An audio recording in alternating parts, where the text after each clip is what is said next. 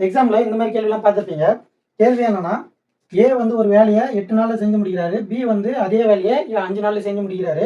அப்படி இருக்கிறப்போ ஏவும் பியும் சேர்ந்து செஞ்சால் எத்தனை நாள் ஆகும்னு கேட்டிருக்காங்க.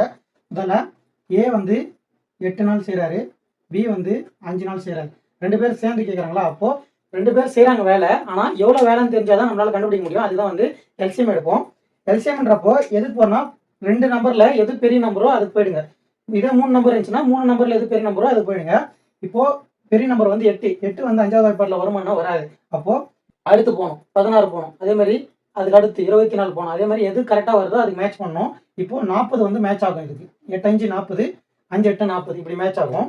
இது 40 தான் வந்து அந்த முழு வேலை. எல்சிஎம் எடுப்புன்னு சொன்னீங்களா, அது முழு வேலை. இப்போது 8 வந்து எத்தனை நாள் பேருக்குன்னா 40 வரும்னா 5 முறை. இதே வந்து 5 எத்தனை நாள் பேருக்குன்னா 40 வரும்னா 8 முறை. அப்போது இது வந்து முழு வேலை, அதாவது மொத்தமாக வேலை இருக்கிற மொத்த வேலை. இந்த 5ன்றது என்னன்னா ஏ வந்து ஒரு நாளைக்கு செய்கிற வேலையோட பங்கு. இந்த 8ன்றது என்னன்னா பி வந்து ஒரு நாளைக்கு செய்கிற வேலையோட பங்கு. இப்போ 2 பேரும் சேர்ந்து தான் செய்ய போகிறாங்க. அப்போது ஒரு நாளைக்கு வந்து 5 வேலையை ஏ செய்கிறாரு, அதே மாதிரி ஒரு நாளைக்கு 8 வேலையை பி செய்கிறாரு.